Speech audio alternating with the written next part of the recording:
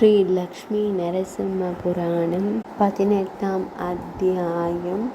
ஸ்ரீ ராமகிருஷ்ண அவதாரங்கள்.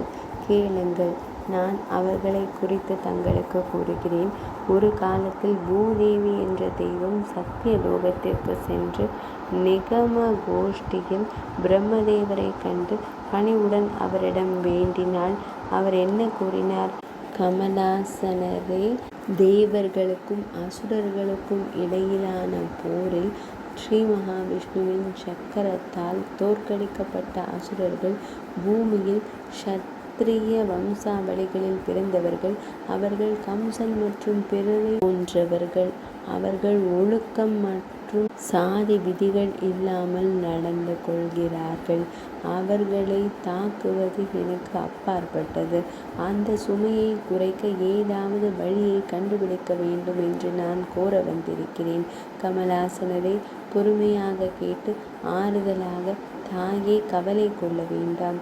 உன் சுமையை குறைக்க அந்த புண்டரீகாக்ஷனின் அருள் அவசியம். நான் இப்போதே திருப்பார்கடலுக்கு சென்று ஸ்ரீமன் நாராயணரை வேண்டி இந்த காரியத்தை கேட்டு காரியத்தை முதன்மையாக செய்வேன். தாம் பொறுமையாக இருந்து 4 தினங்கள் செலவிட வேண்டும் என்று கூறி அவர்களை அனுப்பி வைத்தார். தேவேந்திரனை தன்னுடன் அழைத்து கொண்டு திருப்பார்கடலின் வடக்கு கரைக்கு சென்றார். அங்கு ஓய்வெடுக்கும் ஸ்ரீமன் நாராயணரை புகழ்ந்து வணங்கினார். அங்குள்ள பகவான் நாராயணர் இருட்டில் விழித்தெழுந்து அவருக்கு தரிசனம் அளித்து, பத்மசம்பவரே, தம்மை இங்கு அழைத்து வந்திருப்பது எது என்று கேட்டார்.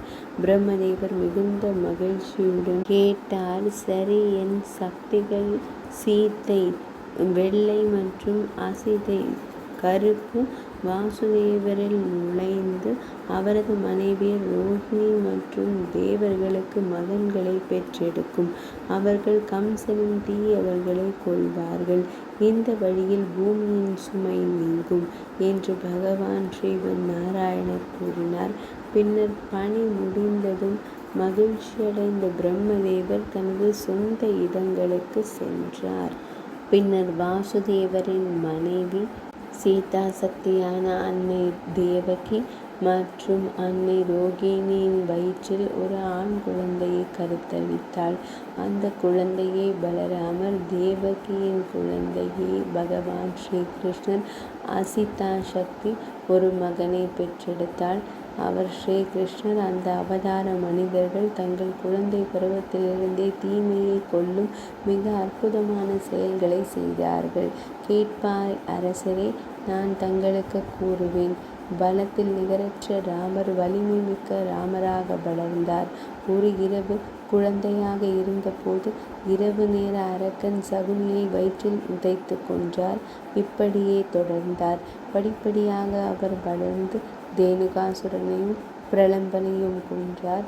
வடமதுரையில் கம்சனின் மல்லர்களில் ஒருவரான முஷ்டிகரையும் அவரது நண்பரான புஷ்கரகுவையும் யமபூருக்கு அனுப்பினார். கம்சரின் சகோதரர் சுனபுவை மல்லர்களுடன் அவர் அனுப்பினார்.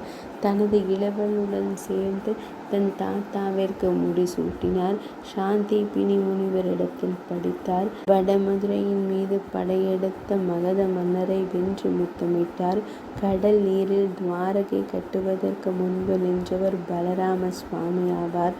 நீராட அழைக்கப்பட்ட போது அவர் கோபமடைந்து தனது ஆயுதமான கலப்பையால் யமுனையை தனது தோட்டத்திற்குள் ஈர்த்தார். தேவி ரேவதியை திருமணம் புரிந்து இல்லத்தரசரானார்.